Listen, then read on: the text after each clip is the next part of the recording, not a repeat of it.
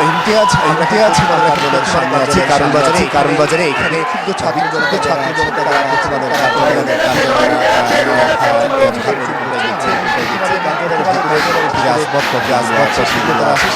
এখানে বের করে আগুন জ্বালিয়ে সেখানে আমরা বিভিন্ন কার্যালয়ের দোতলা এবং চারতলা